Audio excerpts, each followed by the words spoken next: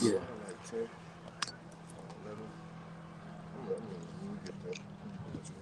Yeah, Kanye on, bro. God. All right, Shalom. Shalom. What's up, the brothers of Great Millstone, New Orleans, coming at you with another live camp. Before we get started, we're going to give all praises, glory, infinite honors unto Yahweh Ba'Shem Yahushua Ba'Shem Kakadash. love honors to the apostles and the elders of Great Millstone, who taught us the truth and rule well, and peace, blessings, citations be to the hopeful elect, man. All right, and we're going to get straight into it, because there's a lot of controversial topics out there this week. All right, you got Jake talking about, all the nations, certain of the Gentiles can be saved. All right, but that ain't so, man. All right, we here to, first and foremost, did I give double honors? Yeah. Okay, yeah. And first and foremost, man, we come out week in, week out to prophesy the downfall of America, in which which we know according to the scriptures is Babylon the Great, a mystery of Babylon. All right, but you have certain individuals, who call themselves prophets, who call themselves men of the law, who's changing their doctrine, all right, in order to align with the so-called white man, who is our enemy, all right, and is known as Esau Edom according to the scriptures, man. All right, now we're gonna start off. Matter of fact, give me that second Ezra 6:30. To start off, all right, on how the Lord feel about these other nations, man. All right, hold on deck.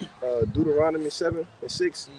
Baba Bishop, you got that? Yeah. No. I got it. All right, give me that right quick. This is Second Ezra 6 and verse 54, and it says, "And after these Adam also, whom thou hast made as Lord of all thy creatures, of him come we all." Right, of him, of Adam, what? We come all, man. All right, all of the nations, right? Because when you go through the lineage of Adam, all right, it goes all the way to Noah, all right, in which Noah started. He was the progenitor of Ham, Shem, and Japheth, all right, in which all of the nations come out from Noah, man, all right, because after Adam, all right, the whole earth was erased, and the Lord saved only who? Noah and his sons and their wives, man, all right, as well as the fowls of the heaven, all right, and the fish of the sea, man, and the walking and creeping beasts, you see.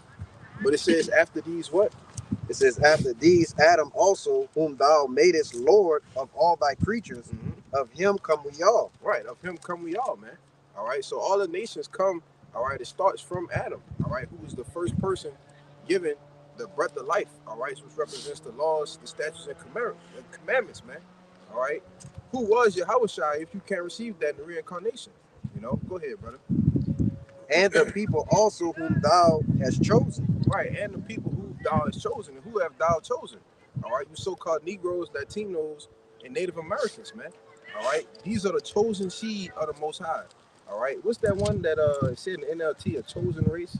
Brother, could get that from me, Papa Kashaf? First T, the chosen generation. That's it right there. Get in the NLT too. Keep going. Verse 55, and it says, "All this have I spoken before thee, O Lord, because thou madest the world for our sakes." Right, the world was made for our sakes, over whom the Lord is chosen. All right, like I said, you so-called Negroes, Latinos, and Native Americans, who are the Israelites according to the scriptures, man. All right, go ahead. "As for the other people," right, so now he's talking. Let's see who else he's talking about, right? Because we all come from Adam, you got it. But there's others that have come descended from Adam, right? That have descended from Noah. You see? Go ahead. "Which also come of Adam, thou hast said that they are nothing, but be like unto spittle, and has likened the abundance of them unto a drop that falleth from a vessel." Right, so the Lord said he don't give a shit about you other nations, man. All right, he only cares about Israel. All right, the apple of his eye. That's the only nation that he's dealing with. All right, so in the Psalms, the 147 chapter. All right, you got that? Bring it out real quick. This is Psalms 147 in verse 19. And he said, "He showed his word unto Jacob, his statutes and his judgment unto Israel. He have not dealt so with any nation. As for his judgments, they have not known them. Praise ye Yahweh." Right, they haven't known the judgments, and he's never dealt with them, man. That's point blank and period. But bring that out by y'all real quick. This is 1 Peter chapter 2 and 9 in KJV. It says, "But ye are a chosen generation, a royal priesthood, and holy nation, a peculiar people, that ye should show forth the praises of him who hath called you out of darkness into his marvelous light." Right. It says you're a chosen generation, man. All right, you got it in the NLT? And the NLT says, but you are not like that, for you are a chosen people. You are a royal priest, a holy nation, God's very own possession. God's very own possession, man. Yahweh's very own possession. You see? And it's been like that ever since the time of Moses and forward, man. You know? But go ahead. Okay, I got something. something. Go ahead. This the book of Leviticus, chapter 20 and 26, and it reads, it says, and ye shall be holy unto me, for I am the Lord, am holy, and have severed you from the other people, that ye should be mine. Showing that we completely, contrary to the other 17 nations that dwell upon the face of the earth, man. All right, the Lord has basically put a wedge in between us and them. All right, our ways are different from their ways, because our ways, the Lord ways, he likened them, he likened our ways unto his ways, man. All right, as far as being holy and separate. What you got, Doc? Yeah, but now you got Jake talking about, oh, well, that's not actually what it means. All right, y'all, we got a new breakdown this week. The Gentiles can be saved. You see? But that's why we got to come week in, week out, all right, to prophesy the true doctrine is, man, all right? And that ain't so, you see? Your brother got that Deuteronomy 7? You got it? Bring it out. It's Deuteronomy. Hold on, you want to say something? Nah, go ahead. The brothers want to make any points? Okay, go ahead. It's the book of Deuteronomy chapter 7, verse 6, and it reads, for thou art an holy people unto the Lord thy power. Right, and the word holy means set apart, man. All right? It means, what's the other word? Separate, you know? So the Lord said we are separate people, all right? We are set apart from what? The other nations, man, all right? If we had the sign, we'll show you there's 17 nations, all right, that the Lord is not dealing with. He's only dealing with one nation, man, all right? He's not dealing with the Edomites, so-called white people. He's not dealing with the Hamites, all right, you Africans, man, all right? He's not dealing with Moab. He's not dealing with Ammon, you see?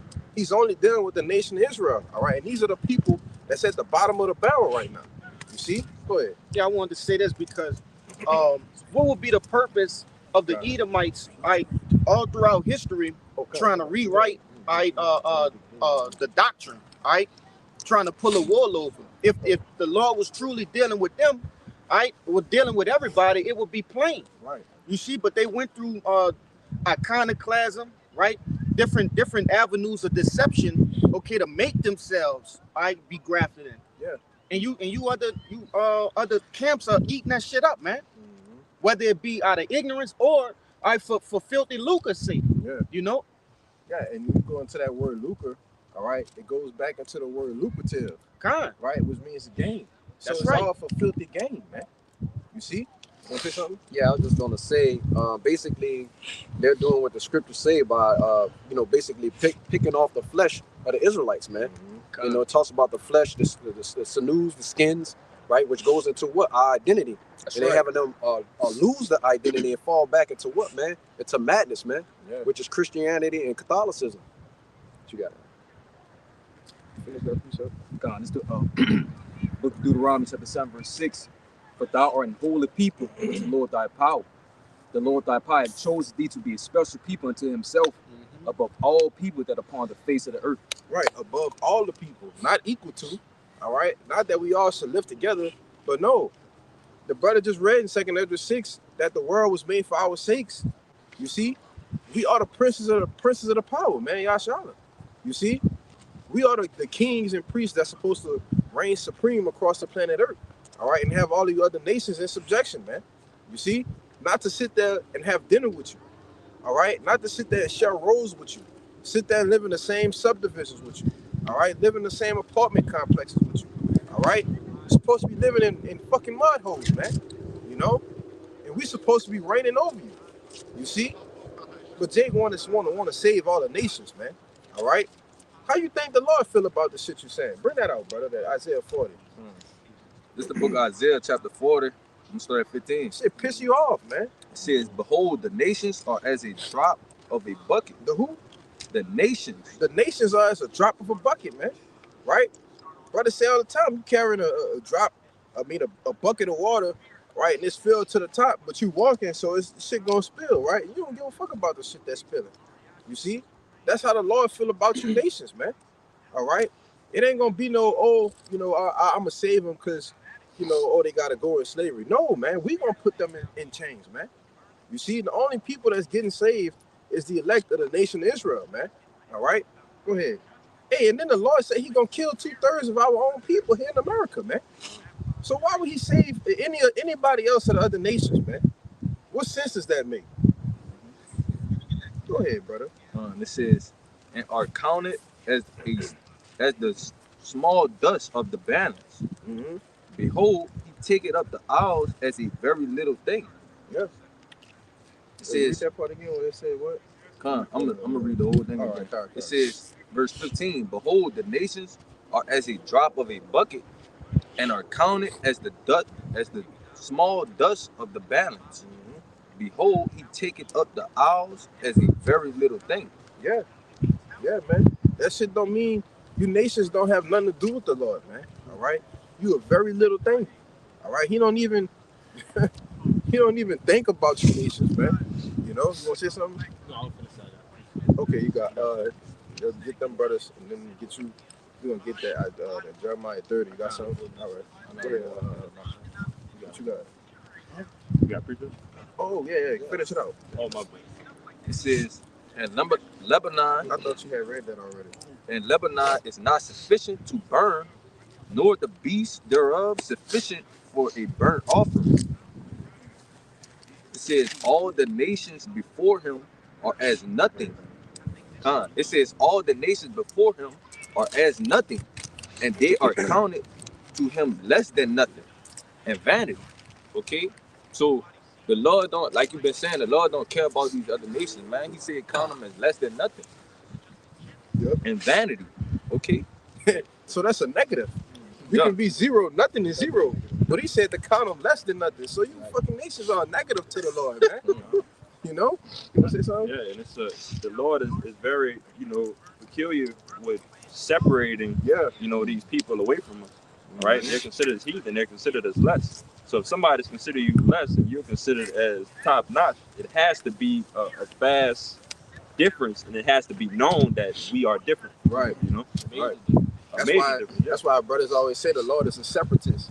He likes to put things in classifications and categories. Right. All right, Israel here, the nations are way under here. All right, even under them, man. Mm-hmm. You know? Which falls back into the order of things. Exactly. Our Lord is all about order. God. So having a top power and then having a ranking system, that's all about, and that's all through the scripture. Yep. You know how everything operates. And that brings a righteous balance to everything. Right.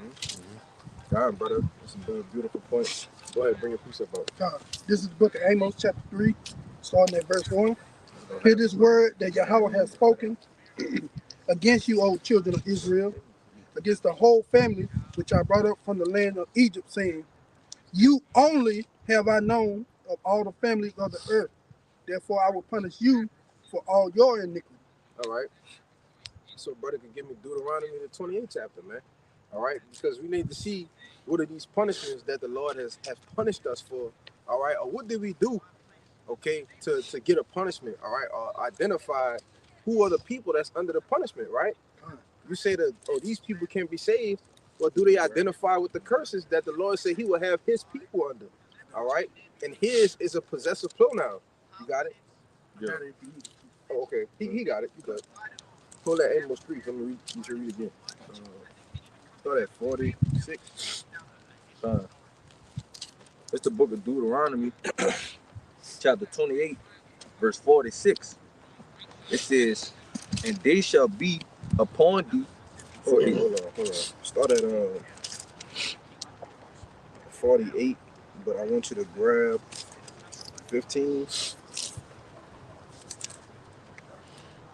Read 15, and then jump to 48. This Deuteronomy 28 and 15, it says, but it shall come to pass, if thou wilt not hearken unto the voice of the Lord thy God, to observe, to do all his commandments and his statutes, which I command thee this day, that all these curses shall come upon thee and overtake thee. Right. So let's jump to 48 now to see what are some of the curses that we identify as. All right. Or how do we identify ourselves of being punished, all right, from the hand of Yahweh Bashim Yahushua? Go ahead. Verse 48. It says, therefore shalt thou serve thine enemies, which the Lord shall send against thee. Right, brother, give me Psalms 83, right? Because Israel don't know that they have enemies, man. All right. It says, therefore shalt thou serve thy enemies. So let's find out who our enemies are. All right. Got something. God, this Psalms 83 in verse 1, it says, keep not thou silence, O power, hold not thy peace, and be not still, O power. For lo, thy enemy making tumult, and they that hate thee have lifted up their head. They have taken crafty counsel against thy people and consulted against the hidden ones. So they said they have taken crafty counsel against our people. Read that, what you just read. Therefore, what? This Deuteronomy 28 and 48 again. It says, therefore thou shalt serve thine enemies, which the Lord shall send against thee, in hunger and in thirst, in nakedness, and in want of all things. And he shall put a yoke of iron upon thy neck until he hath destroyed thee. Right, which represents us being put into slavery, man. All right. When you have to serve your enemy for the one of all things, all right, and he has put a yoke, all right, which is a heavy burden upon you until what? You've totally been destroyed, right? Well, this was a crafty counsel, all right, starting with who? Keep going, brother. And it says in verse 4, they have said, come and let us cut them off from being a nation, that the name of Israel may be no more in remembrance. Right, and this is the counsel that they took, all right, all in one together. You see? All to do what? Cut us off from being a nation, which is parallel with what? Us being destroyed, man. You see? And we are totally destroyed as a people. All right? Go ahead. For they have consulted together with one consent, they are confederate against thee. Right. Who? The tabernacle of Edom and the Ishmaelites of the Moab and the Hagarenes. Yeah, man. And these are the chief, all right, other tribes. Not the tribes, but the nations who have consulted against us, man. All right, the tabernacles of Edom. All right, the so-called white man who sits at the top of the food chain. All right, and who is the very next name? It says Gabal. No, the Ishmaelites. The Ishmaelites. All right, and what you see them with? They sit right next to Esau, Edom, man. Right? They made a deal with them. All right, and those who don't know, all right, the Ishmaelites is the so-called Arabs. All right, they played a part, all right, in putting us on the ships, man. All right, in catching us when we were scattered throughout the western parts of Africa. You see, they were known as slavers or slave catchers. You see, and as a part of the deal, they have what? The gas stations. You see, they control the oil, the gas supply here in the U.S., man. All right, that's why you see them at all your local corner stores.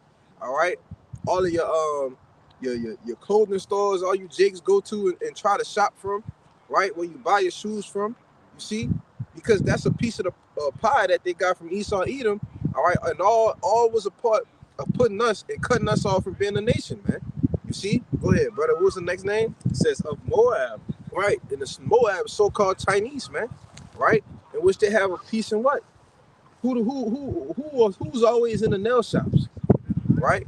Who's always in the massage parlors and shit? Getting massages because what? They back and shit hurt. You know, they feet hurt because we just wore out from working. You see? It's Jake, man. All right, the so-called black woman. All right, the Native American woman. Right, the Latino woman.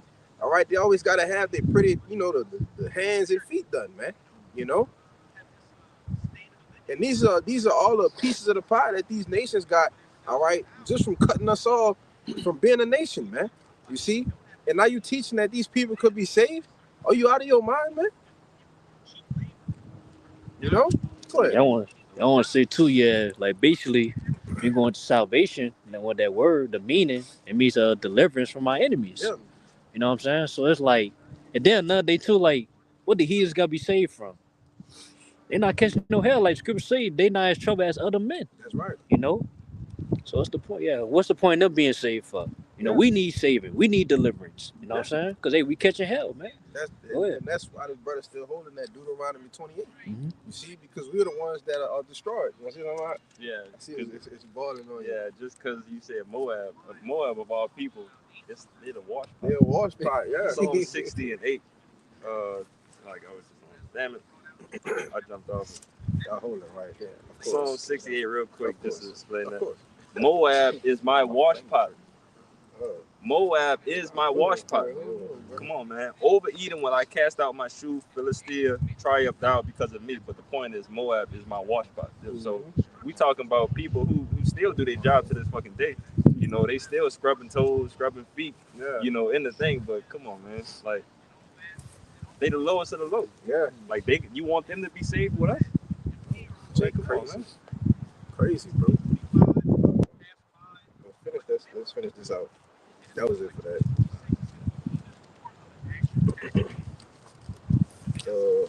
Verse Deuteronomy 28 and 49. It says, "The Lord shall bring a nation against thee from far, from the end of the earth, as swift as the eagle flieth, a nation whose tongue thou shalt not understand." Right, because we spoke Hebrew.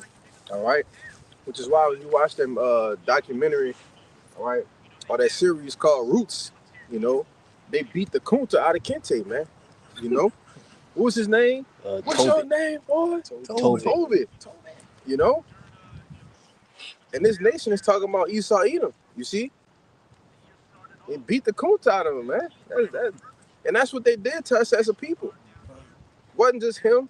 That was an example for you Jakes to know and understand what they did to us as a people, all right? Especially you so-called Negroes, man. You know? That was it. I want you to jump to 64. Barbara Shah. Yes. Deuteronomy 28 and 64, it says, "And the Lord shall scatter thee among all people, from one end of the earth even unto the other. And there thou shalt serve other gods, which neither thou nor thy fathers have known, even wood and stone." Right, which represents these false doctrines, right? These different religions, all right? But it said that we will be scattered throughout the earth, right? Now, what you have to understand that when somebody says a Gentile can be saved, this is sometimes they're speaking in the context as an Israelite foreigner, all right? And we at Great Millstone, all right, we preach that Israelite foreigners can be saved, all right? Because you have actual Israelites that are mingled amongst these other nations whose fathers go back into the bloodline of an Israelite, all right? But case in point, I was watching a brother, GMS Ancient Wine 144, doing a lesson on one of the rappers me and a brother like to listen to, named Belly Gang Cushington, all right? Now, a brother could pull a picture up for me real quick, you know, because he would be perceived as a so-called white man. Oh, that's what that was? He sounded black, huh? Yeah. You ain't even know. You ain't know. Yeah, I thought it was, no. all for Look just at that listening boy. to it. Yeah. Show him. Yeah. Oh, no, I know that boy. I like it. Show the camera. You know? And this will be perceived as a so-called white man. Why? Because he has very fair skin. Go. So he got a particular song. I don't know if you was listening. 5 p.m. in Atlanta. Nah, introduced me. When he came in, they had a woman asking, like, "I don't know what you is. You seem a little mixed. You look white, but you act black, really. Yeah. You know, so the world can see what we see. You know, you got Becky in the different hoods and shit like that. You know, she don't act like, you know, a Karen. She act more or less like a N-dub. You know, that's because more than likely she go back to an Israelite, man. Yep. And I want to say this too, because with that diaspora, us being dispersed throughout the four corners of the earth, even ourselves, us here in America, we thought we was another nation. You know, we thought we was fucking Hamites, right? Africans, African Americans, you know, things of that nature. You know, but scriptures tell you, the Lord said, "Go out to the lost sheep of the nation of Israel," and that's all the Gentiles are. You got that? Yeah, not that one, but I got one to back you up. That's all the Lord was saying, bro. That's what that Gentiles is going for, and going into. Of course, you have actual Gentiles, But these people who are going to be saved, these Gentiles who are going to be saved, are actually Israelites, man, coming in all shapes, forms, and colors, man. That's right. Right, and it's basically just a play on words. That's all they're doing, right? Yeah. Because when you go through the scriptures, it'll tell you, it'll say Judah and Jerusalem, or it'll say Judah and Ephraim, or it'll say Judah and Israel. You know, it does that over and over again. So when you come down to a context that's talking about salvation, and it says Israel and the Gentiles, it's just speaking about Israel in general. That's just, it is what it is, you know. And they know that, but you know, they ain't there for what we was talking about yesterday, filthy lucre's sake, man. Money, man, profitable gain. If I could see, because even as simple as knowing that the Lord not dealing with the other nations, that'll tell you that anything he's talking about towards salvation of Israel. Because he clearly saying he's not dealing with the other nations. So how is he talking about the other nations when he's talking about that? We know that the Lord don't contradict himself, right? Right. Okay, then. So he got to be talking right. And that's the importance of us doing this work. Brothers, you know, it's not the time to get tired. All right. We Habakkuk, the 2nd chapter, tell you, make it plain upon tables. We are here to make these sorts of things plain upon tables. Yeah. We defending the gospel. You see? Because these people are coming against the gospel. All right, and they need the Lord has put us on the front lines to defend it. That's right, man. You know? That's right. I know you had a precept, but I got some shit too. Let this brother get this, because that brother just showed y'all a picture, all right, of what would be perceived as a so-called Asian, right? You got the picture? You still got it? Show it up there again, because you were showing it. No, pull up his family. His family? Yeah. Yeah, pull up. Yeah, what's his name? Han Lee. Whatever his name is, put it in there, because it's, you know, it's gonna come up. Yeah, his father is actually a so-called black man. All right, and so bring that precept out for me. This is Jeremiah 12 and verse 9. It says, "Mine heritage is unto me as a speckled bird.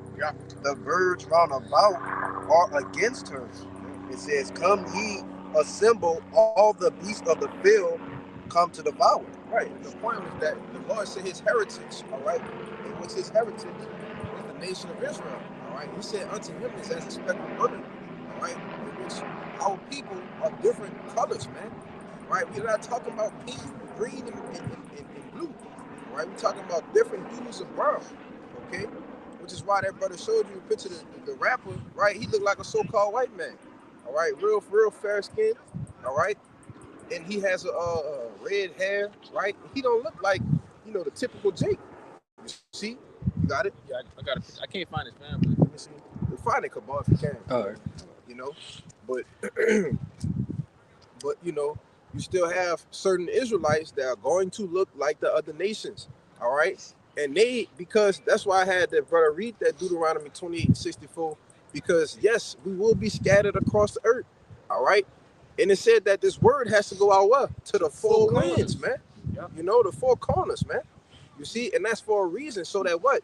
Those who will be appointed salvation can hear the word, right? They believe, okay? And they're going to wait for Yahushua to come, man. You see? That was it. Real quick. Yeah, that was it. Ahead, I got it. This you got something right? Yeah. Okay. This just to back up what you were saying, I got one more too. It's this Hosea chapter 7 and 8. Hold on, real quick. Go ahead. Show that picture, Kabal. Right, you can see. You see? Because you can see, you know, look at his pops. Come on, man. Clearly a G. All right. But you can see why the Lord has the scattering of the Lord's chosen seed, man. You see? But go ahead, Art. This Hosea chapter 7 and verse 8, it says, Ephraim, he had mixed himself among the people. Yes. Ephraim is a cake not turned. You see? And ultimately, when you mix yourself amongst these other nations, right? These lighter skin complexions and things of that nature, over the course of time, that lineage starts to become more lighter and lighter and lighter. And while and simultaneously, they're picking up more of those customs that are native to that land. That's right. All right. You got, man, a lot of Vietnamese people, all right, are actually Jakes. You know, but like the brother said, across the whole four corners of the earth, man, you got people, you got Israelites that look like so-called Indians, right? With the red dot. So-called Moabites, right? Edomites. All right, they look like these different nations. Okay, but they're I'm trying to their genetics go back to Israel, man. Yeah. You know, but I had one more for the back you up too, bro. This the book of Ezra, chapter 4:1, and it reads, it says, now when the adversaries, which this brother went into the adversaries, okay, of Israel, back in that not Deuteronomy, Psalms 83, it says, now when the adversaries of Judah and Benjamin heard that the children of the captivity builded the temple unto the Lord of Israel, then they came to Zerubbabel and to the chief of the fathers and said unto them, let us build with you, for we seek your power as ye do, and we do sacrifice unto him since the days of Ishar-Hadon, king of Assur, which brought us up hither. But Zerubbabel and Jeshua and the rest of the chief of the fathers of Israel said unto them, ye have nothing to do with us to build an house unto our power, but we ourselves together will build unto the Lord Yahweh of Israel, and King Cyrus, the king of Persia, had commanded us. All right, so this was an example in history, all right, where these heathens tried again. All right, they once before tried to get a piece, all right, of building with us, man. That's crazy, bro. And what are we into right now? We're built. This temple is built with what? All right, men. Yeah, okay, spiritual. this is a spiritual temple. All right, they tried to do it with the physical temple, you know, but the answer is still the same. No, it was no last time. It was no before that, and it's no again, man. They have nothing to do with us. Good. Right, because constantly in history, like you were saying, history repeats itself, right? Right. So in history, the heathens have always wanted to worship our power. That's right. That's something they always wanted to do because we had the power. You know what I'm saying? So in like manner, we're coming in the same things, you know, now in today's time, and it's after the same manners. But like you said, that the answer is still the same, man. The answer is hell no back then. It's the same then. The Lord don't change, right? You know, the scriptures tell you that. You know, therefore you sons of Jacob is not consumed. And therefore it says you sons of Jacob. It don't say the sons of everyone. Right. It says the sons of Jacob, which goes back to the Israelites. Yeah, but if I could say, that's why, you know, we always see these other nations and they, you know, you got Jake get on the rug, man. Jake wash their hands. Right. Make sure they clean before they not Jake, but you know, these other nations, right? And I'm talking about the Arabs, for example. I'm using them as an example, right? They go wash their hands, they lay out the little mat, and they go hamdallah, you know, they do their shit because they think that they serving a true power, man. You see, and they carry themselves as such when you deal with these upper echelon Arabs and you know these different Saudis and different people like that, you know. Because they think that they actually are the people, right? But here it is, we telling Jake they the people, and Jake like, yeah, all right, that's cool, but I'm still gonna go do my thing, right? You know. And what the scripture says, it says the God of Abraham, Isaac, and Jacob. Yeah. Not the God of Abraham, Isaac, Ishmael, or Abraham, Isaac, Moab. The God of Abraham, Isaac, and Jacob. That's point plain. What they don't get. Right. The scriptures say, say not I have Abraham as my father. So the Lord said I could take these stones out of the children of Abraham. You know what I'm saying? Yeah. You know, so that goes back into that lineage line. Abraham, Isaac, and Jacob, man. Yeah. And by you saying that excluded all these other nations. All right, Abraham went to what? To Isaac, okay? And what you had come from Isaac, who you had come from? Jacob and Esau, man. Yep. He said Abraham, Isaac, and Jacob. He didn't say / Esau with him. No, he made it very specific. All right, there's no blend in that. You know what? When the brother he made a point earlier, you know, kind of going into the Lord is a separatist. All right, when you're a separatist, you don't have a middle ground. There's no gray area. All right, the Lord isn't about having a gray area. You know, he makes everything very specific, man. Yeah. Right. So it won't be confusion. You know, but hey. Esau, he is the author of confusion, right? Being that spiritual counterpart of Satan, man. You know, I mean, physical counterpart of Satan. Salaki. You got it. Yeah, this is 2nd Esdras 3 and verse 13, and it says, "Now when it says now when they had lived so wickedly before thee, It says, thou didst choose thee a man from among them. Right, and this what I want to say to back these brothers up on the points they was making. It's all about who the Lord choose. Yep. All right, because here it is. You had Esau. He was the firstborn, but the Lord ain't choose Esau. You see? Go ahead, brother. And it says, Salakia. Let's see. All right, and it says, unto them, it says, whose name was Abraham, him thou lovest, and unto him only thou showest thy will, and madest an everlasting covenant with him, promising him that thou wouldest never forsake his seed.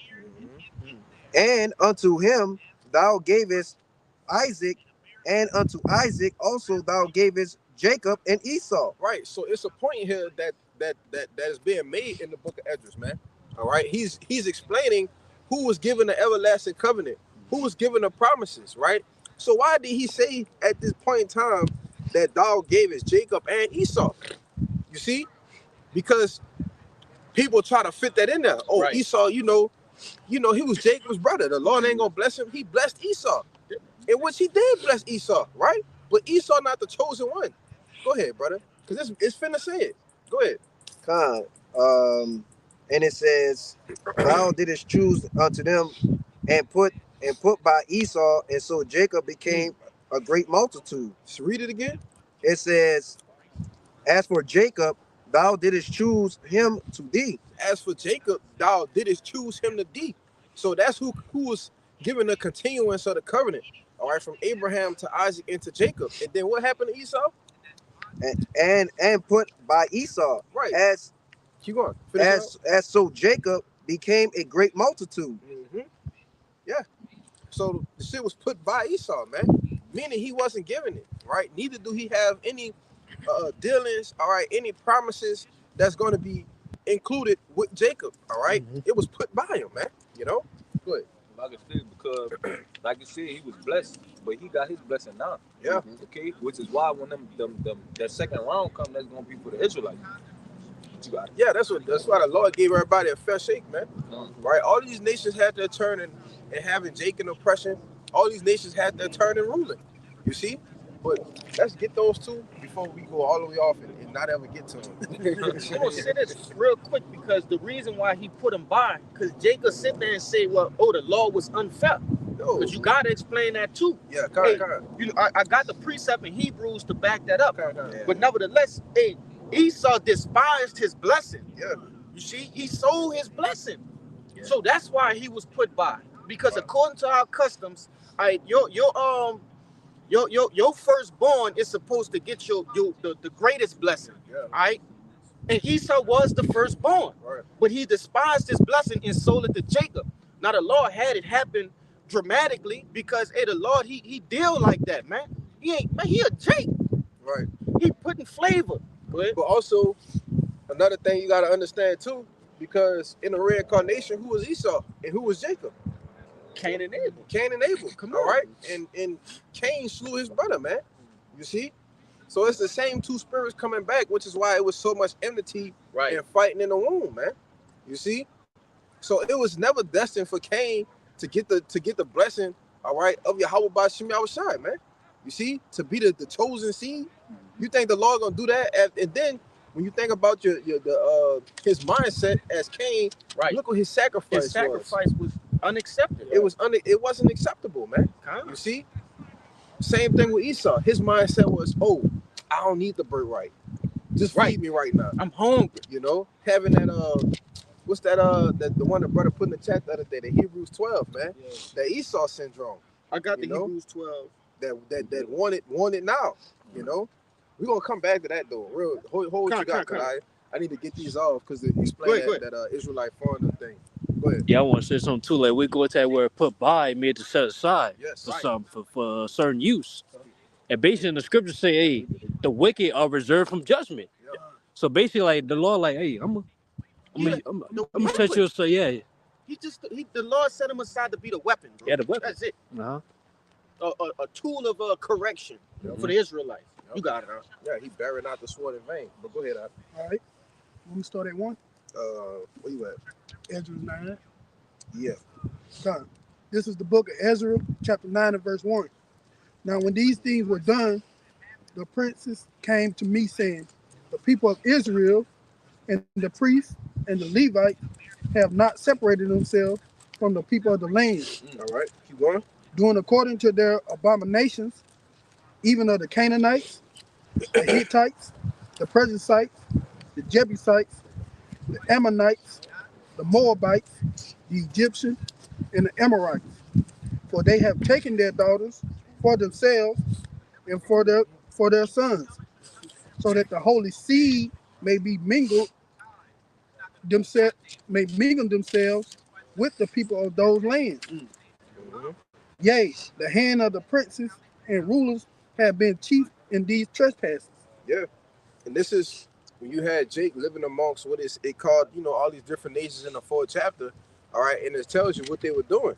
All right, mixing and mingling the seed. All right, now you got the Nehemiah, because we're gonna come back to that. There's a little more. This is the book of Nehemiah, chapter 13. I'm gonna start at 23. It says, in those days also saw I Jews that had married wives of Ashdod, of Ammon, and of Moab. Right, it was these are different nations, man. All right, Ashdod is dealing with, you know, the Amalekites. All right, who are Edomites, man. All right, you have who's it? Ammon, Moab. Oh yeah. You see, these nations were meant to be concubines. All right, that's nothing more, nothing less. All right, it's a concubine. Right, your wife is only supposed to be an Israelite woman. You see, why do you think the Lord out of one nation created 12 tribes, man? You see, because there is. Listen, brother, we men. When you deal with the tribes, brother, it's all different flavors. Me personally, I don't need to deal with the other nations at all. You can deal with you know, the so-called Dominican, right? The Mexican woman, right? Which Issachar, you know, Simeon, man, you know, I can't get enough of the bumper clots, you know, hey.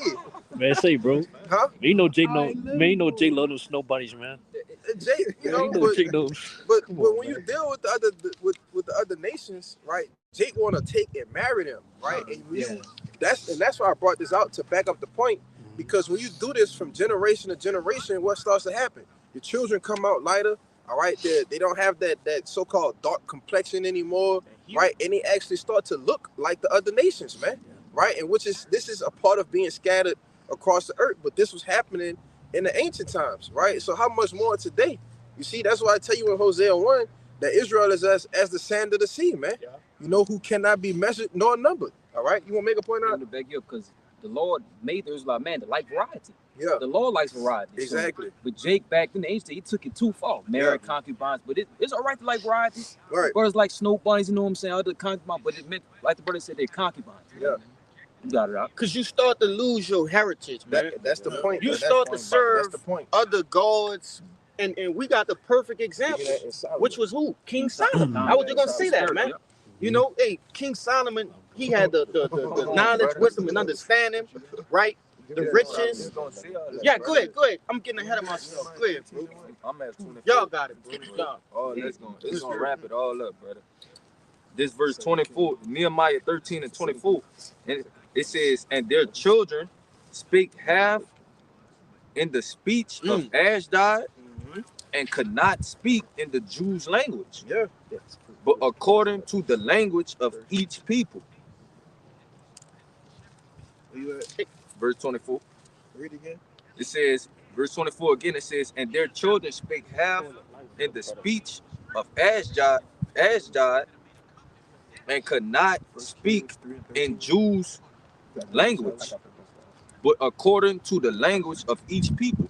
Okay, because that's what was happening when we was mixing and mingling with the other nations, man. We started to not even be able to speak our natural natural tongue. What was what? The Hebrew. Okay. Yeah, start following the ways of the heathen, man. Yeah. You know. Yeah. Read it again. That's like I was looking at. Nehemiah 13 and 24 again. It says, and their children spake half in the speech of Ashdod, and could not speak in the Jews' language. Right. This is a heavy matter, man. Right. And because the Hebrew, all right, is the strongest, the most potent language on the planet Earth. All right, that's how we stay attached to our power, right? As it says in the prologue of Sirach 1, the things other than Hebrew, all right, have not the same power to them, man. You know, when they are translated into another tongue, you see. So then you start to do what? Worship their gods, follow their ways, offer their sacrifices, all right, their burnt offerings. That's how you start to go off, okay? And we have the staple in the scriptures of King Solomon, man. You see? Go ahead, finish it out. Verse 25. Okay. You want to get that? You want to finish that? Then we want to get that king. It says, and I contended with them and cursed them and smote certain of them. Hold on. He said he what? I contended with them. What does it mean when a prophet say he contended with somebody? Yeah, he put hands on them, man. Because, and we're going to get it in Esdras. What his reaction was to Jake mingling the seed, all right? Mixing and marrying these other nations, man. You see? So if we are not supposed to mingle, and we can mingle, right? You can pop them, right? They're a concubine. You don't marry. They're not supposed to have our children, man. You see? Because that causes us to go off, right? And if he's doing that as us, you know, because we still carry the seed as a man, all right? But if he's doing that to not mingle our seeds with the other nations, then why would he save the other nations anyway? You see? When it's just a small thing, it's just popping them and dealing with them. You see? Want to say something? Yeah, just real quick, because marriage is a sacred custom within the nation of Israel. When you marry with somebody, it's the joining of two households, right? You know what I'm saying? My resources are your resources are my resources. Okay? Well, when you do that with the other nations, you basically inherit all the things, all the practices, all the customs, all the beliefs, the morals, the traditions, the values. You don't want to do that, man. That's going to, like what they're saying, basically make you fall from your power, you know, and make you weak, so to speak, in the spirit. Yeah, what you got more? It says, but that also shows you how serious this is, man. It tells you that he smoked some of them because of this. Verse 25 again, it says, and I contended with them and cursed them and smote certain of them and plucked off their hair. Right. So he beat their ass, man. All right. Smote them, you know. For what? For mingling and marrying and you know, dealing with these other nations, man. You see? Causing our people to forget their heritage, causing our people to forget their true language. You see? Want to say something? Yeah, that's what I got a scripture for. That's why the Lord says in Deuteronomy 7, verse 3. Neither shalt thou make marriage with them, thy daughters, thou shalt not give unto his son, nor his daughter shalt thou take unto thy son. For they will turn away thy son from following me, that they may serve other gods. So will the anger of the Lord be kindled against you and destroy thee suddenly. That's plain. That's why the Lord said that, man. Yeah, man. That's not supposed to, man, mingle with other nations because they will forget our heritage, man. Exactly. So we'll start serving, the heathen customs, man, which, the example as the brother brought out is King Solomon. Yep, we got that. Yeah, brother. go ahead. We got that on deck. Read this word marriage for me, right? Because contrary to popular belief, all right, people think a marriage is just when you go, right, you go to the altar and dearly beloved. You know what I'm saying? That's not what well, according to the scriptures, marriage is totally different. Bring it out. This is marriage in the Zondervan dictionary. It says marriage is an intimate personal union to which a man and a woman consent, consummate and continuously nourished by sexual intercourse. By sexual intercourse, man. All right. So you meet a woman, all right, and you go and pop her, right? In which when you do that, you're cutting into her, all right. You break the hymen or whatever, which you know ain't no more hymens out there. I can, you know, it's over with. But you know, this is what marriage is. All right, that is consuming of popping, right? Which is why when Mary, all right, was found with child, all right, because Joseph popped her. You see, he had to put her away because it's a whole process to it. The token of virginity, you know, where they throw the sheets with the blood out the window to prove that she was a virgin. That wouldn't have been so she would have had to get put to death, man. Carrying your house shot. You see? But I want to say this because you know when I read that that Leviticus, you see that I think it was Leviticus 20, 21, but nevertheless it's showing you how serious the law, statutes, and commandments is, and how how serious us being separate from these other nations is, man. All right, hey, these things are punishable by death. We talking about now. Look at our people. They gone. Yeah, I was just gonna say, because look at the level we at now. Off of mingling with the nations, dealing with the nations, we at this low point that the Lord got to come back and save us. Con. This Nehemiah 13:25. It says, I contended with them and cursed them and smote certain of them and plucked off their hairs and made them swear by the Most High, saying, ye shall not give your daughters unto their sons, nor take their daughters unto your sons, or for yourselves. Verse 26, it says, did not Solomon, king of Israel, sin by these things? Question mark. Ye among many nations were, yet among many nations was there no king like him, who was beloved of his power, and the most high made him king over all Israel. Nevertheless, even him did outlandish women cause to sin. Right, and even King Solomon, man, who the Lord, which we know as Yahushua, the reincarnation, again, all right. But he went off dealing with these other nations, man. All right, but give me that. Hold on. Give me that. Finish that out. So like it. This second Ezra is 9 in verse 3. No, that's just Ezra. Ezra is 9 verse 3. Salaki. And when I heard these things, I rent my garment and my mantle and plucked off the hairs of my head and out of my beard and sat down astonished. Yeah. So this is Ezra. All right. What's Ezra in the Bible is Esdras. All right. That's in the Apocrypha, man. All right. It's the same person. You see. So he rent. Jake start pulling his hair out. Pulling the hair out the beard is crazy. Tearing his clothes, right? Destroying his mantle.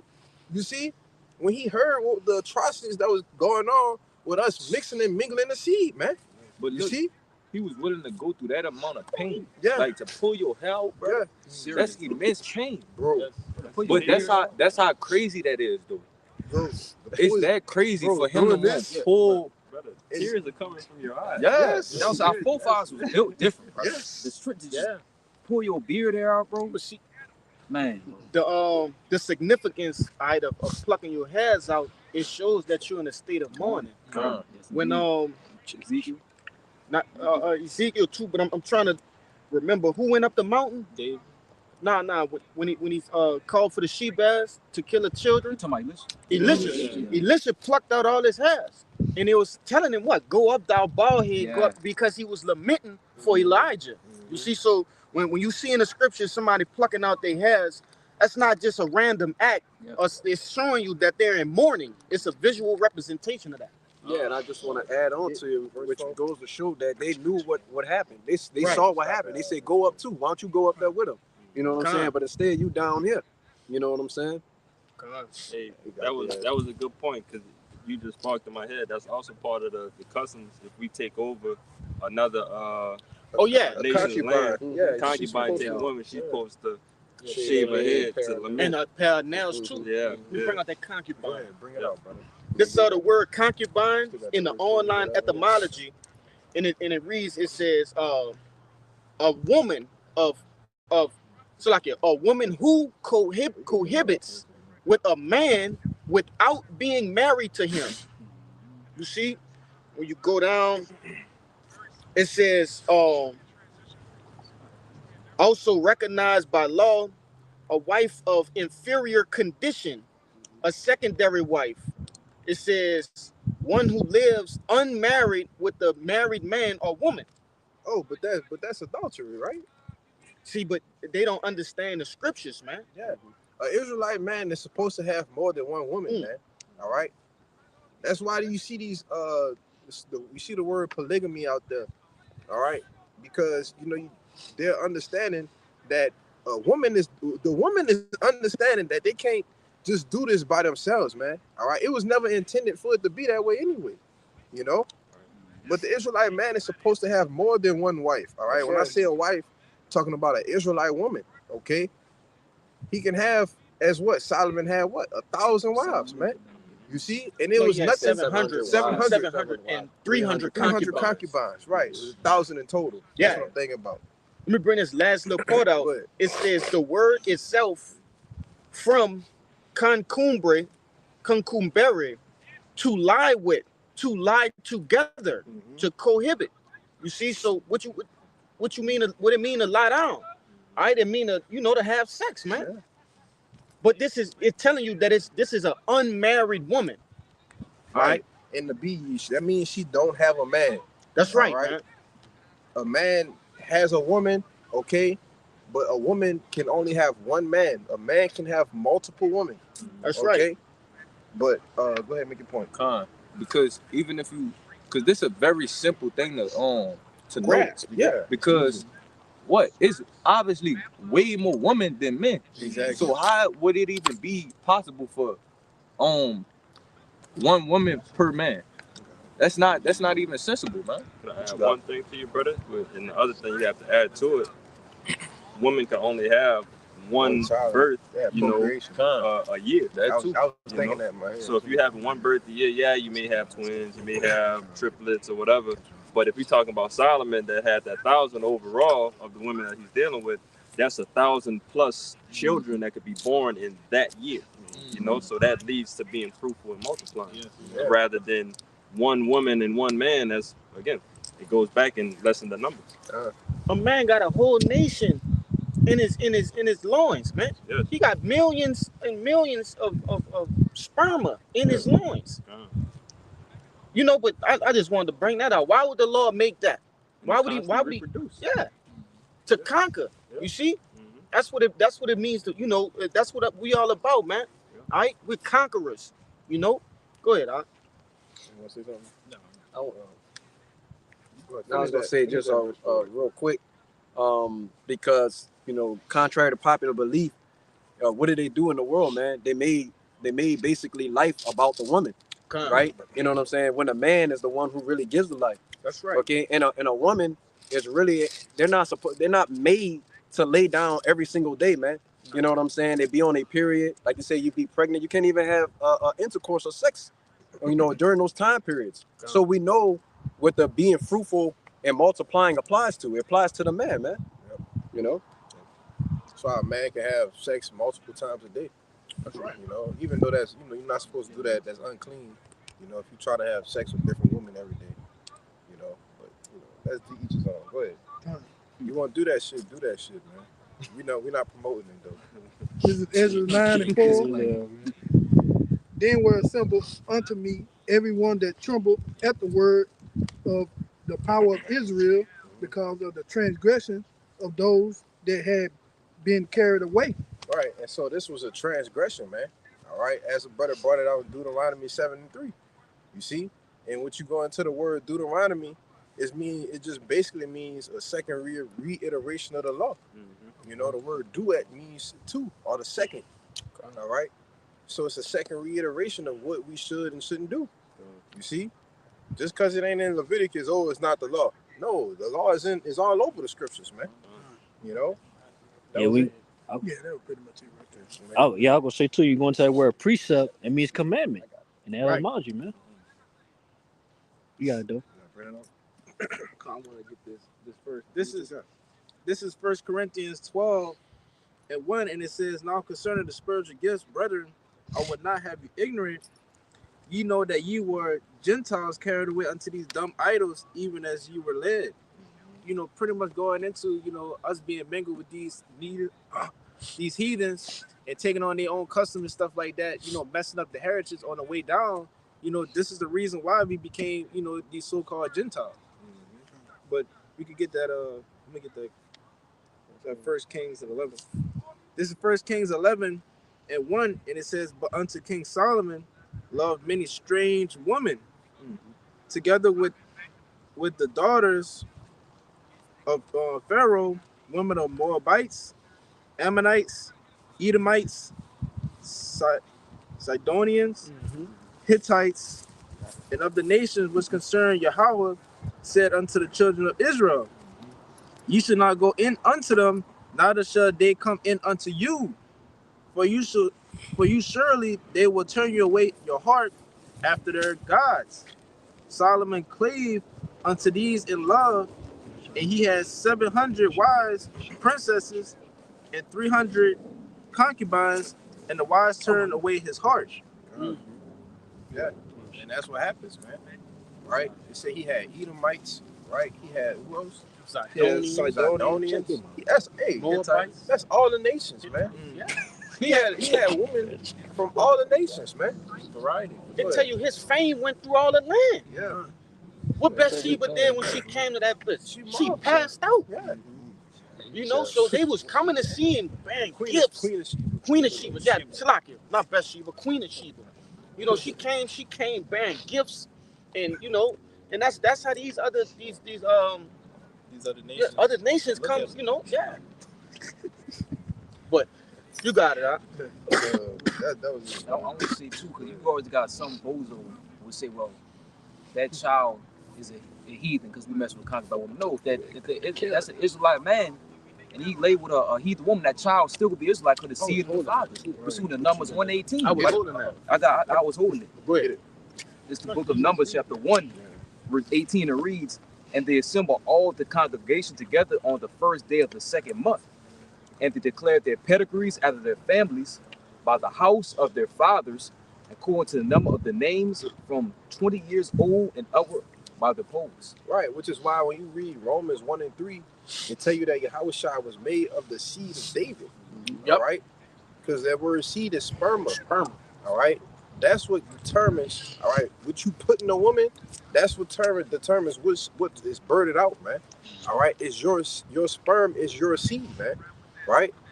This is why most of the children get their good looks from their parents, man. You know? But I had to throw that in there. That's funny. No, that's real shit though. Yeah. It's a real study. You know, scientists say 100% of the children get their looks from their fathers. You know, even though you have, you know, I look like my mother. You know, but I still have all of you know the seed of my father, man. You know. Go ahead. But that's basic biology because the predominant, you know, gene or DNA, you know, it's gonna go after that. It's not gonna go after the weaker one. Like with the eye color, if you have predominantly black eye and then you have like a light color eye, the black color is gonna take over because it's predominant. One more thing too, the Most High made that color is always about the seed of father. That's why the Lord says always the house of David, the house of Jacob. Never a woman name. It's always about the man, the father, man. That's a good point. Yeah, majority of the Bible speaks about men. Yeah, house of David, house of Jacob, house such and such. It's all about the men. Yeah, and this is what you call a kingdom, or a kingdom. All right, a dominion of kings, man. Yeah. All right, the scripture's not written. It's not. They don't have no queendoms in the scriptures, man. All right, or no princessdoms. Yeah, all right, it's not a domain of princesses. All right, what's the word queen? It just means a whore. All right. And then that's who we're in now. All right, we're in a goddamn queendom. You know, go ahead, brother. And just to back you up, remember, Jacob had a daughter. Yeah. Didn't even matter. Yeah. Let that ring a bell.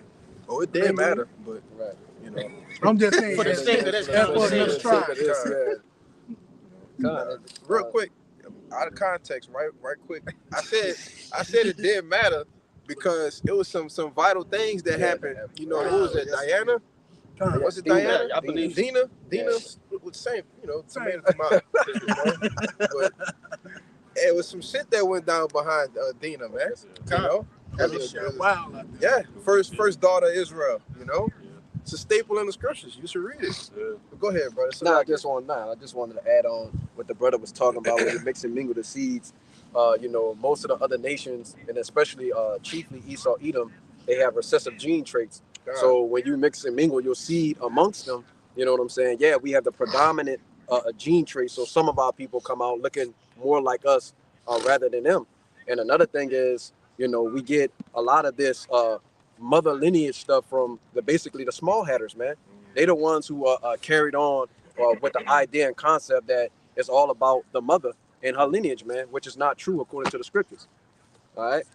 Well, what was that a part of? Them taking away our heritage, man. Taking a man out the house, okay, and lifting the woman up. Yeah.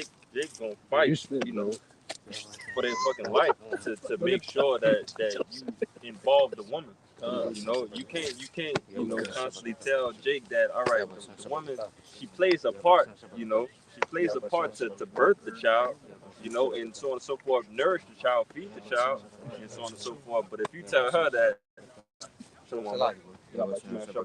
if you tell Jake that, all right, the man is really what matters out of the thing, they're gonna flip out and, you know, toss a fit and debate with you. Like, it's common sense. Talking about my mama. My mama. Tell my mama don't matter. Come on, bro.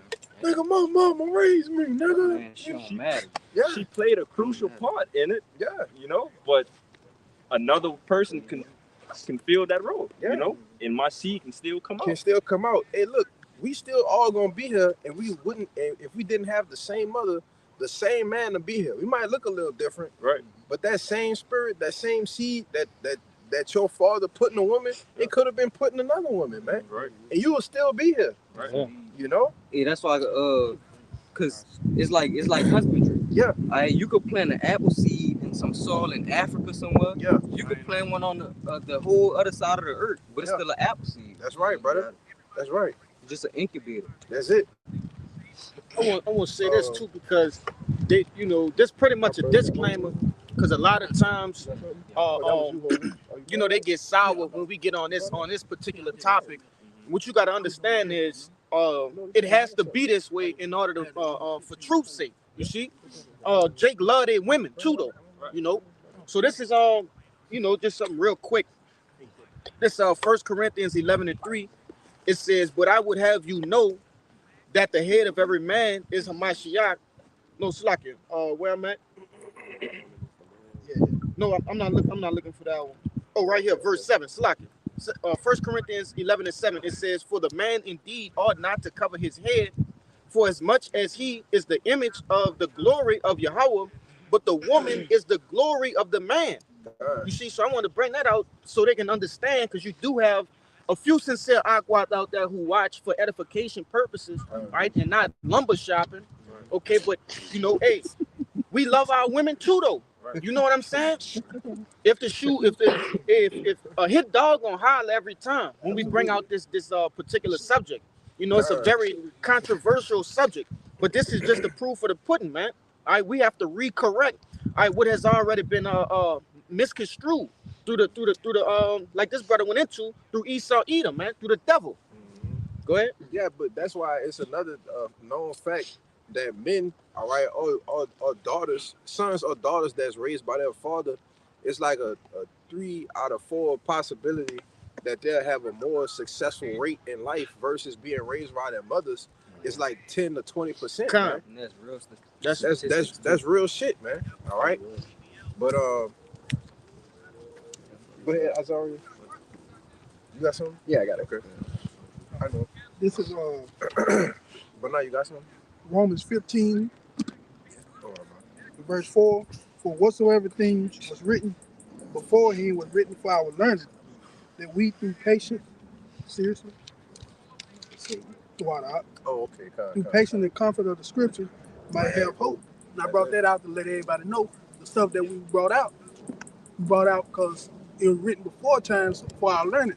So y'all be asking, well, how do y'all know who the Gentiles is? We go back to the Old Testament. So we're showing you things to where the Lord said, like number 1 and 18, he goes after the father. We showed you where there were Israelite foreigners who were born of women of other nations and looked like them, but they still were Israelites. But you got it out. And that was in the Old Testament, right? Which that happened again in the Apocrypha, man. Which, you know, there's no such thing as an Old New Testament. That's all right. It's a volume of the book. Yeah. All right. It's a law in the prophets, man. All right. We read in the prophets that happened. That's right. You know, and we also went through another thing. It's called Hellenization. You see, and to the point to where we were forced. All right, our fathers. Let's get into that, bro. Give me First Maccabees. What's that? 2. First Maccabees 2. Matter of fact, give me that one with Eleazar. Give me that. That is First Maccabees 6. I got the first Maccabees. Wait. You got the chapter 141. Is it? I think that's it. I got that one for Antiochus. Yeah. This is real quick. First Maccabees chapter 1 and 41, going into Hellenization. Moreover, King Antiochus wrote to his whole kingdom that all should be one people, and every one should leave his laws. So all the heathen agreed according to the commandment of the king.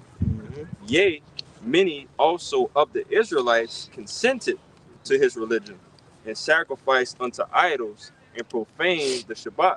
Right, in which Antiochus Epiphanes, all right, he was the Edomite, man, all right, of the Greek rulership, okay? After, it tells you, read up in the chapter, after Alexander died, all right, wickedness, get it I got it right here. Yeah. Wickedness was multiplied in the earth, roughly paraphrasing. First Maccabees 1 and 1. It says, and it happened after that Alexander, son of Philip, the Macedonian. All right, and when you go, that's a whole breakdown in itself. All right, because Alexander, he was an Edomite, man. You know, it says, who came out of the land of Chittim, had smitten Darius, king of the Persians and Medes, that he reigned in his stead, the first over Greece.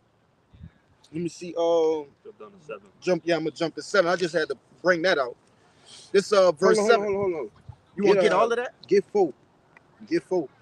Kind. Quick. This verse 4, it says, and he gathered a mighty strong host and ruled over the countries and nations and kings who became tributaries unto him. Right. So Alexander, right, what you go into Daniel the 7th and the 8th chapter, it speaks about, the he-goat. Okay? That's right. The one who just trampled down these other nations because he conquered the known world back in that time. That's all right, right, before the coming of the Roman Empire. All right. He was the one that was putting shit down. It took him nothing but 12 years to conquer all of these nations, man. And he made them tributaries. He made them servants, you see? So there was another one, another wicked root who came out of this, man. That was it. Jump to 7. Okay. It says, verse 7, it says, so Alexander reigned 12 years and then died, and his servants bear rule over everyone. Huh? Yeah, that's it. Go all the way down to 15. We're gonna get all of them. Right. Yeah, get all of it. Yeah, we're gonna get that. Because then we're gonna jump back to that 40. I got that word tributary too. Okay.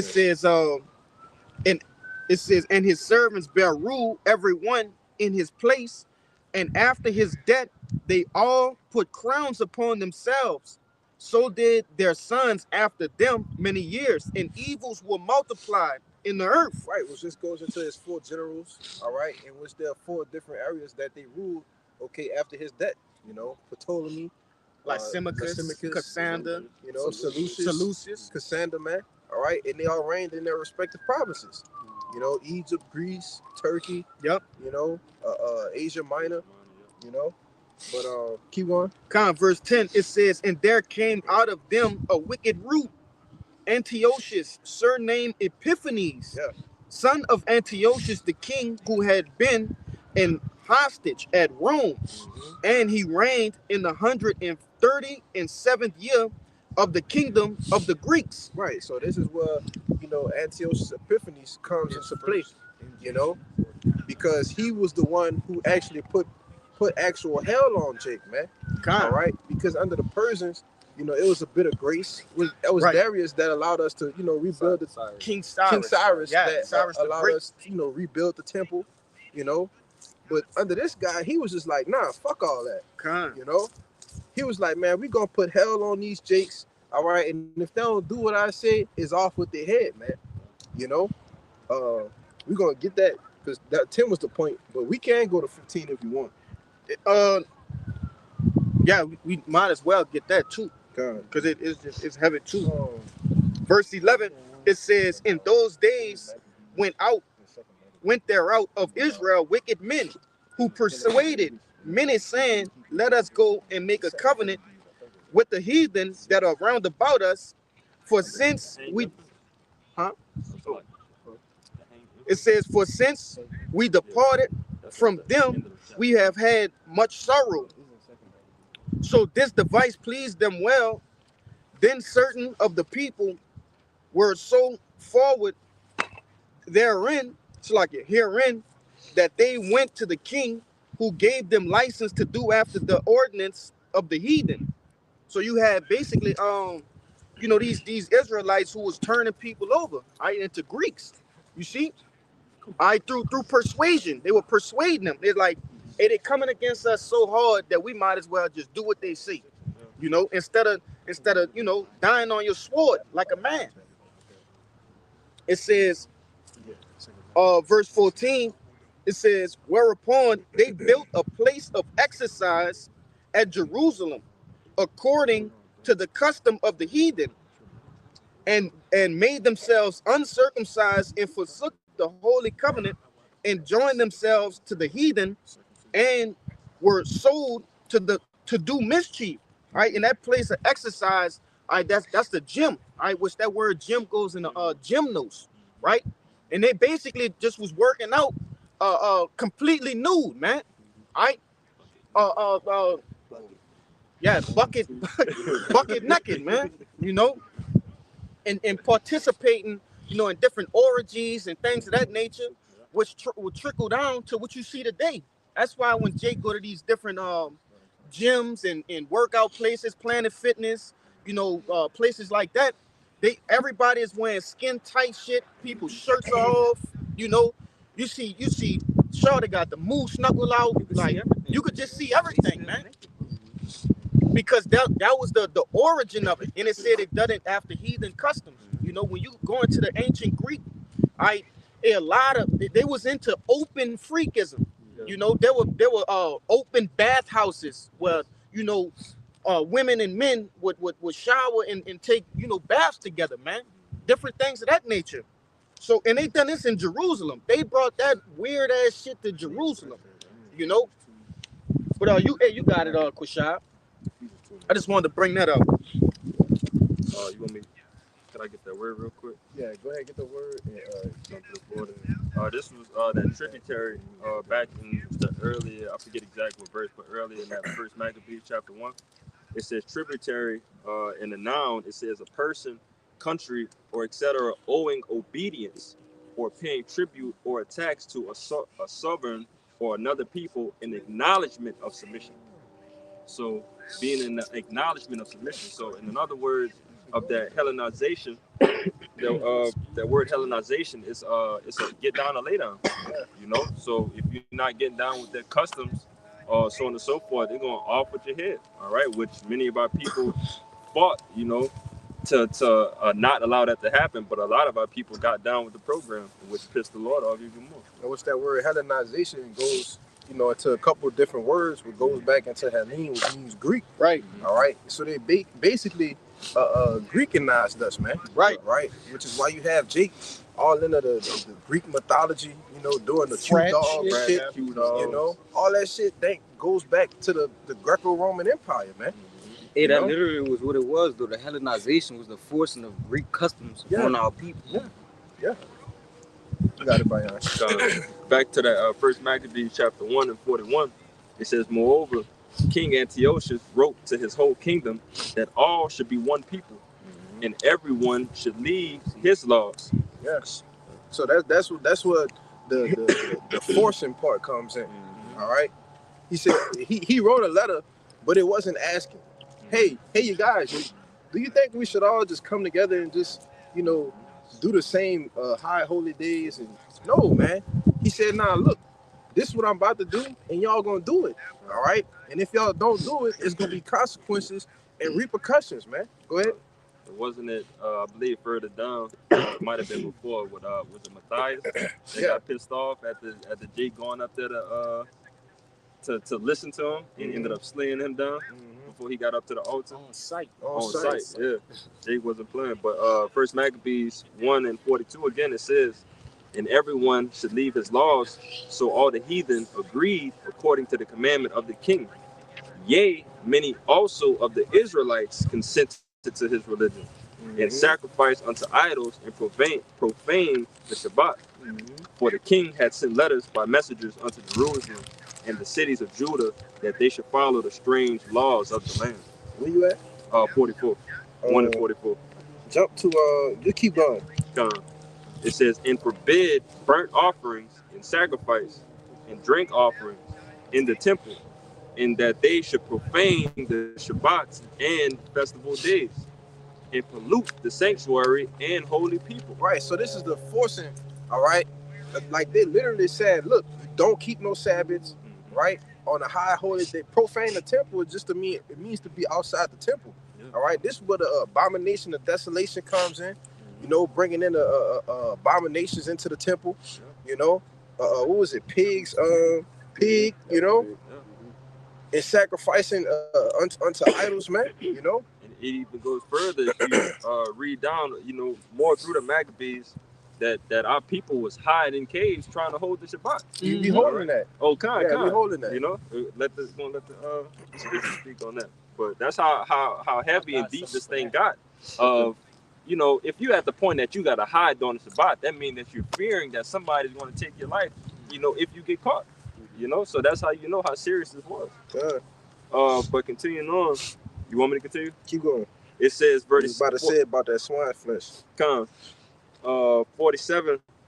It says, set up altars and groves and chapels of idols and sacrifice swine's flesh and unclean beasts, that they should also leave their children uncircumcised and make their souls abominable with all manner of uncleanliness and profanation, to the end that they might forget the law and change all the ordinances. Read 50. And whosoever would not do according to the commandment of the king, he said, should die. Right, and this was the consequence. Right, so if you didn't do these things, like I said, it wasn't a question. You know, if you didn't do them, you get put to death, man. Right, he didn't want no uncircumcised children. It wasn't no keeping of the high holy days. All right, we about to profane the temple. All right, and that's why Esau don't have no repentance, man. You know, this man, that's a fucking devil, man. You know, that's a devil, man. But Greece dropped down to 60, and we're gonna get that second Maccabees. Drop down to 60 real quick. Verse 60. Yeah, this is what I was telling you with the hanging the infants. First Maccabees chapter 1 and 60. It says, at which time, according to the commandment, they put to death certain women that had caused their children to be circumcised. Right, so you still had Jakes with integrity, all right, that still wanted to keep the law, right, that still was trying to uphold righteousness, man, all right? But what are you supposed to do when the king that's reigning over you in fierceness, he don't want no righteousness up here. He just wants straight abominations and wickedness, you know? And he's forcing you not to be righteous, you see? But this is happening over generations and generations unto us, man. You see, it didn't stop with Antiochus. You see, it continued on, all right? All the way up into the Roman Empire, man. You know? We keep going, brother. It said earlier that the evils multiplied. Yeah. So multiplied around the earth. But you know how freaky this is. This man rod checking. Yeah, bro. He's checking rods, bro. For circumcision. Bro, rod checking is crazy. It's crazy. Come on, man. Did you circumcise the baby born after he waited till after the 8 days to see? All right, I'm going to check the rod. That's wicked, bro. That's wicked, bro. Verse 61. It says, this is exactly why we go beat the piss out y'all in the kingdom. That's exactly right. Man, we go beat y'all, man. Come on now, bro. That right there, bro. We go, man. And y'all brothers feel the same way, man. We gonna beat y'all. But yeah, Jake said they gonna be saved though, bro. Yeah, we gonna beat y'all last. But that's why I'm bringing all of this history out, because Jake don't, like, you don't really understand what the fuck you saying, man. Right. You know, you saying like people like this could be saved, really? Come on. Hey, but the time changed, man. Yeah. Time changed. That's the that bitch ass give and forget. Yeah, give and forget. That kumbaya spirit. Everybody get along. That's bullshit, you know? Man. No, that's not gonna be it, man. And the Most High required past, man. Exactly. Because hey, we bringing out the past. Come on, man. But First Maccabees chapter 1 and 61, it says, and they hanged the infants about their necks, and rifled their houses, and slew them that had circumcised them.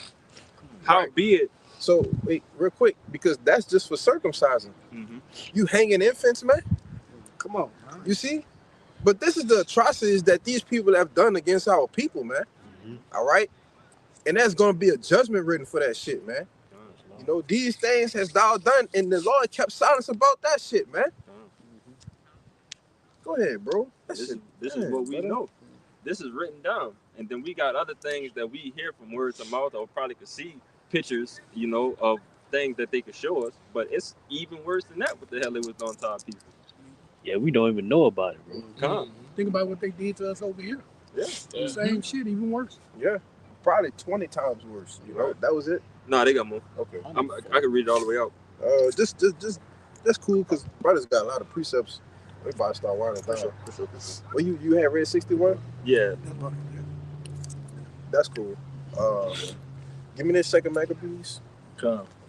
That's cool. So like, that's cool. This is the book of 2 Maccabees, chapter 6, verse 6. It says, neither was it lawful for a man to keep the Sabbath days or ancient feasts. Right. So this is another reiteration on what was going on.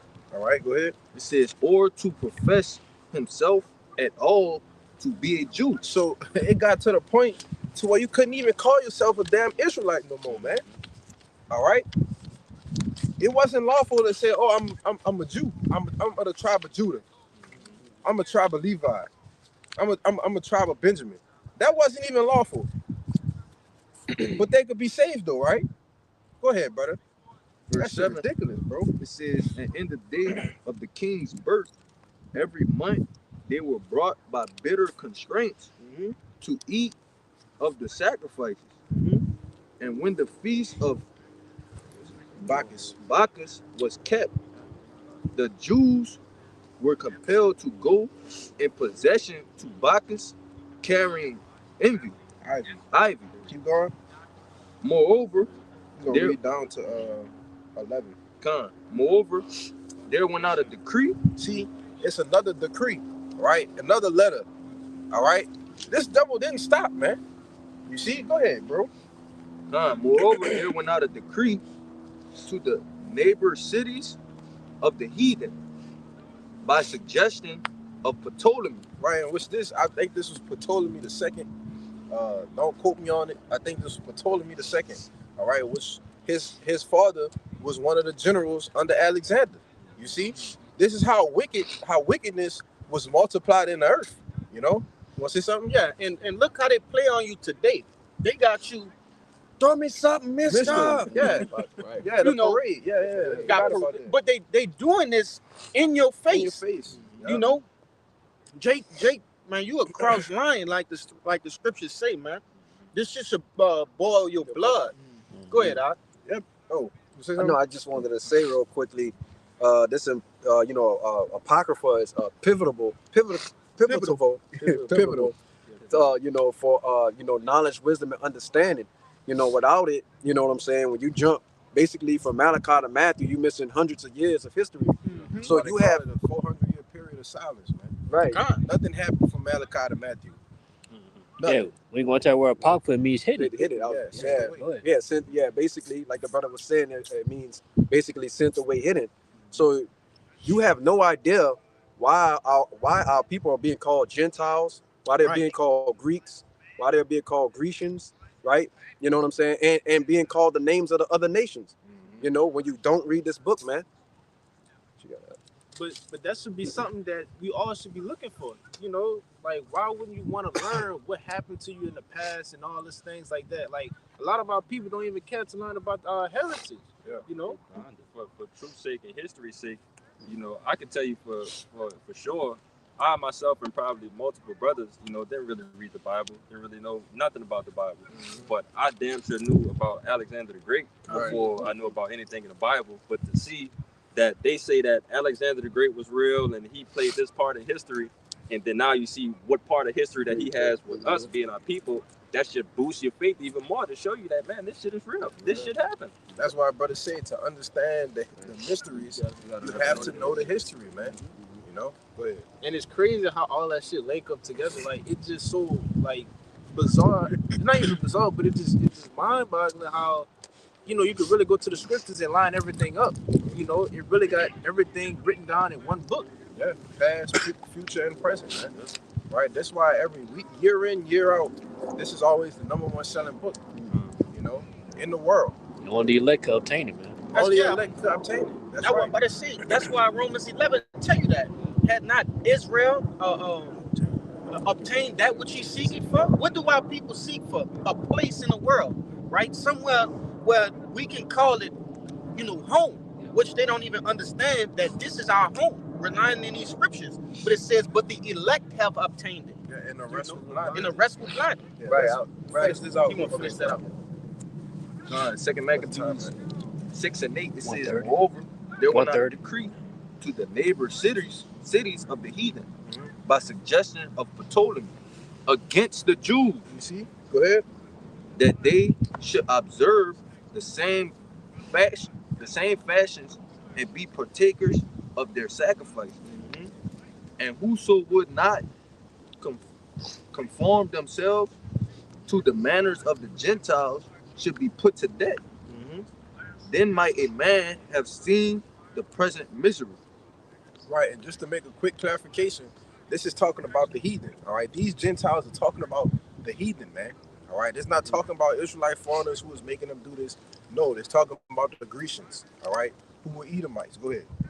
For there were 2 women brought who had circumcised their children, who when they had openly let round about the city, the babes hanging at their breasts, they cast them down headlong from the well. And others that had run together into the cave nearby to keep the Shabbat day secretly, being discovered to Philip, were all burnt together, because they made a conscience to help themselves for the honor of the most sacred day. Right. So you have people just trying to keep the Shabbat. We just want to keep the Shabbat. And what happened to them? They were burnt to a fucking crisp, man. This is the atrocities committed by the so-called white man. All right. This is the hell that he put on our people. You see? What? I said, who you trying to save? Yeah, who you trying to save, man? But this is what happens when you get presented with a bag, all right? Just to continue in this society. Go ahead with your precept. Get y'all 2 brothers. And then we're going to end it out with that. It says, woe unto them that decree unrighteous decrees, and that right grievousness which they have prescribed. And these precepts that the brothers been bringing out, those is unrighteous decrees, man. Yeah. Right? And it says, woe unto them. Right? So death and destruction. You gonna tell me Esau got repentance, man? Don't make no sense. Come on. Go ahead, Kalai. Go ahead. Yeah. I'm gonna get this out of the book of Esther, because you have a certain feast day, basically called Purim, which means the Feast of Lots, and it's gonna go into specifically, what happened, and what's the judgment. All right, this is the rest of Esther, or the rest of the book of Esther, and I'm gonna start at verse 8. It says, and the nations were those that were assembled to destroy the name of the Jews. Right, so just like the brothers have been going into, they've always wanted to destroy the Israelites. That's right. And it says, and my nation is this Israel, who cried to God and were saved. For the Lord have saved his people, and the Lord have delivered us from all those evils. And God have wrought signs and great wonders, which have not been done among the Gentiles. And this goes into the other nations. So you're getting a clear separation. You're getting the Israelites, right? And you're getting the Gentiles, which are the other nations. And it says, therefore have he made 2 lots, one for the people of God, the Israelites, and another for all the Gentiles. Okay, so that goes into what, man? The Lord has a separation between the Israelites and the Gentiles in the final days. And the next verse is going to say it. It says, and these 2 lots came at 1 hour, at the hour and time and day of judgment before God among all the nations. So the Lord is going to come to save who? His people, which are the Israelites, who he's going to have mercy on, and all the Gentiles that's left in Babylon the Great, they're going to be completely destroyed. Which are the actual heathen, one more verse. It says, so God remembered his people, the Israelites, and justified his inheritance. So the answer is no. If you're a Gentile here in Babylon the Great, you're not going to get salvation, right? You're not going to be saved from trouble. Okay. What chapter you read? This is chapter 10. So Oh. like, or it might be 9. It says a part of 10. Yeah, kind of. I will see. You got chapter 4, verse 9 on there. Yeah, I think you talking about the regular Esther. Yeah. That's in the Bible. Oh no, it's in the apocryphal book. It's in the apocryphal. But don't worry about The one that. on the phone different from that. Yeah. From that Yeah. I said, don't worry about it though. Yeah. Just get it if you got it. Kind. It's Esther in the apocrypha, chapter 4, verse 9, saying, "Oh Lord, Lord, the King Almighty, for the whole world is in thy power. And if thou hast appointed to save Israel, there is no man that can gainsay this." That's plain. Yeah, only Israel could be saved, man. No Gentiles, no heathen, no nothing, man. Go ahead. One more thing I want to mention. I mentioned the Purim, right, which is going to be kept in the kingdom, man. Yeah. Right. So if the lots now is for them to be separated and the Lord to save Israel and to basically destroy the Gentiles, and we're going to keep the law, statutes, and commandments in the kingdom, how can they be saved? It's the same thing all over again. Hey man, in the kingdom, the only thing that's gonna be there for you to do is fucking work, man. That's it. You know, that's the only thing that's gonna be.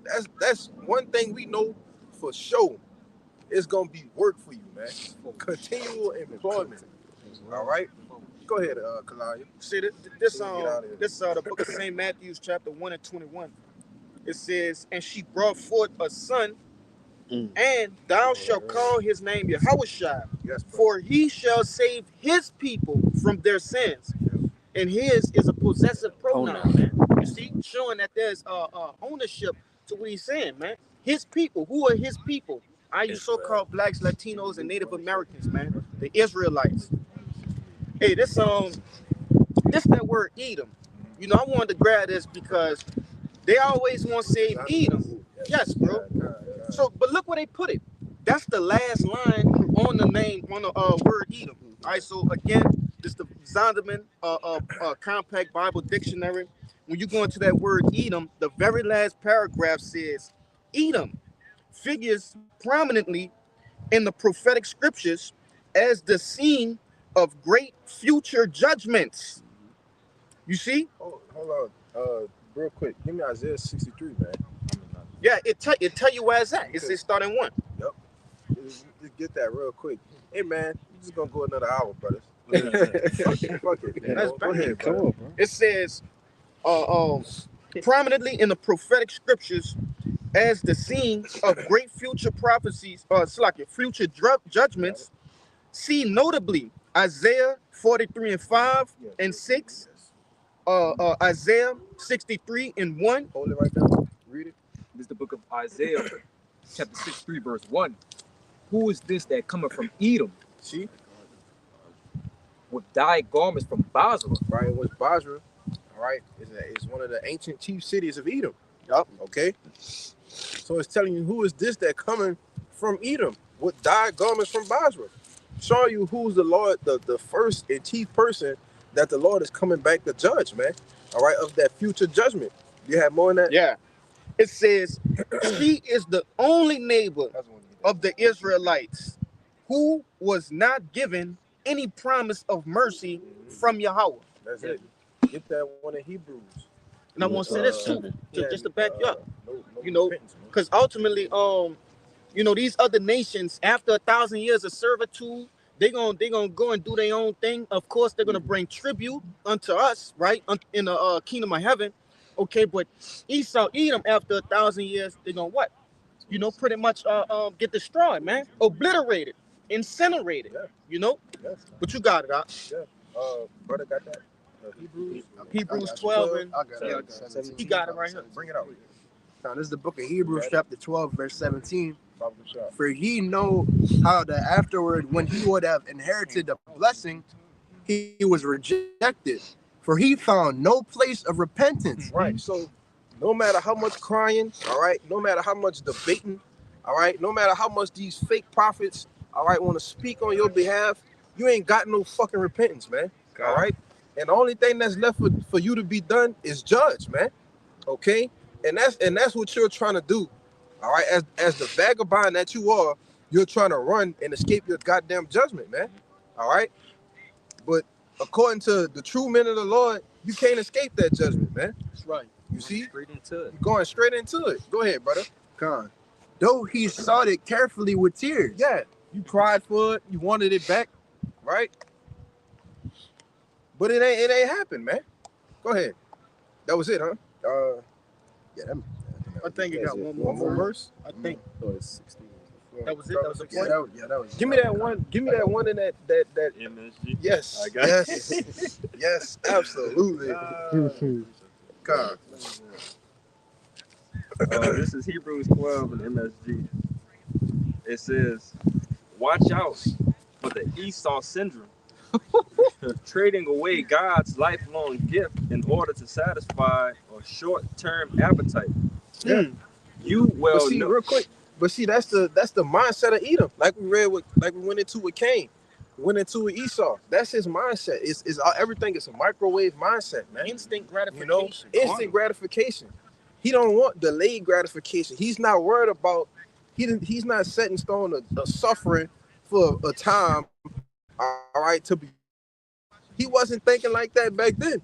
You see, but then he realized what he messed up. He's like, oh, I'm gonna try to get it back, which is his whole MO with this NW0. Okay, and getting everybody with an implantable, man. You see, so he can get his birthright back. Go ahead. It says, you will know how Esau later regretted that impulsive act and wanted God's blessing, but by then it was too late. Yeah. Tears or no tears. Tears or no tears, Tears man. or no tears. It's too late in the real way. Go ahead, Doc. This is Malachi 1, Verse 4. yeah, verse. I'm gonna start at 3. And it says, and it says, and I hated Esau and his mountains and his heritage waste for the dragons of the wilderness. Verse 4, it says, whereas Edom said, we are impoverished, but we will return and build the desolate places. Thus said Yahweh hosts, they shall build, but I will throw down, and they shall call them the border of wickedness, and the people against whom Yahweh have indignation for forever. Yeah, man. You don't have no repentance, and the Lord is always gonna have a perpetual hatred just for you. We do too, man. All right. It's like you hated you had a perpetual hatred against us. Well, we don't like you either, nigga. You know. Fuck, nigga. You say something? yeah, I just wanted to say, you know, I had a precept too, but it said that there was the, you know, the border, you know, basically it said that they're the border of wickedness. You know what I'm saying? Which, you know, when you think about it, the name from you know, God, you know what I'm saying? When you think about it, the border is the beginning and the ending of something, right? You know what I'm saying? And that's what the Lord has slated for him. Okay, and this is let me get this real quick. This is Job 27 and verse 13. It says, this is the portion of a wicked man with God and a heritage of oppressors, which we've been going into what? Esau, Edom, okay? You know, oppressing the nation of Israel. It says, which they shall receive of the Almighty when the time comes, okay? And it says, verse 14, it says, if his children be multiplied, it is for the sword. That's right. Right? And it said, if his children be multiplied, it's to be saved. It said it's literally for the sword, Yeah, right? because you have the wicked who have to come back and receive their judgment, which is the thermonuclear fire, man. Some of you are coming back just to get put to death by Yahweh Shai, man. Yeah. That's why I tell you that in Revelation 1 and 7. Even those who pierced him. Hey, man, you going to come back, whoever was guilty of that, and hey, man, the Lord going to put you to death himself, man. Yeah. Go ahead, bro. And his offspring shall not be satisfied with bread, which goes back into what that first Maccabees, the first chapter, when it says that basically when the people will multiply, evils grew in the earth. So this is the heritage, right, of what's going to happen to the people who oppress the Israelites. Okay, you know, basically utter destruction. Yeah, I got one. Yeah. This This Romans 9:13. I'm reading in the NLT. It says, "In the words of the scriptures, I love Jacob, but I rejected Esau." Right? And I got that word "reject" in the online etymology. What it literally says is, it says eject, set aside, right? Block from inheritance. Yeah. So he was blocked. It was nothing he could do. He couldn't get it. It was put by. He was put by, man. Yep. Got it. It's like we brought that out earlier. Yeah. Not that Romans, but one in 2nd Ezra 3. Mm-hmm. When they tell you that the law was put, you know, it wasn't given to him, it was put by him, man. And the Lord told you, watch out, man. You know? Go ahead, bring that out, brother. You want to start at 68, yeah. This is Luke 1:68. And it says, "Blessed be Yahweh, power of Israel, for he hath visited and redeemed his people, His people, another possessive pronoun. Go ahead. and have raised up a horn of salvation for us in the house of servant David, as he spake by the mouth of his holy prophet, which have been since the world began, that we should be saved from our enemies and from the hand of all that hate us." Yeah, and that's what salvation is, man. Being saved from the hand of our enemies and all that hate us, all right? And the world don't hate you so-called white people, all right, or you other nations as much as they hate Jake, man. You see? Go ahead. And to perform the mercy promised to our fathers, and to remember his holy covenant, the oath which he swore to our father Abraham, that he would grant unto us, that we, being delivered out of the hands of our enemies, might serve him without fear.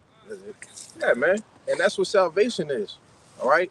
And that's only going to be for you so-called Negroes, Latinos, and Native Americans that's of the elect, all right? The Israel of the Most High, you know? But go ahead. I'm closing on that, bro. This is the book of John, chapter 4, verse 22. It says, "Ye worship, ye know not what. We know what we worship, for salvation is of the Jews." Right. It also speaks about that the time has come where the true worshipers, you know, who worship Yahweh Bashim Yahushua in spirit and in truth. Yeah. All right. And that hour has come now, you see, because we know what we worship, man. All right. And we know that salvation is to the elect of the nation of Israel, you know. But that's pretty much it. You know, brothers had any closing points? No, that's it. Yeah, man. So, Lord willing, you know, this camp was edifying. All right, straight to the point. So with that, we're going to give our praises, glory, and infinite honors unto Yahweh Ba'Shem Yahushua Ba'Shem Kakodash. Double honors to the apostles and the others of great millstone, and peace, blessings, and salutations to the hopefully elect. Shalom. Shalom. Ababa Ball. Ababa Ball. Ababa Ball. Ababa Ball. Ababa Ball. Ababa Ball. Kwame Yasharala. Kwame Yasharala. Shalom. Shalom. Yeah.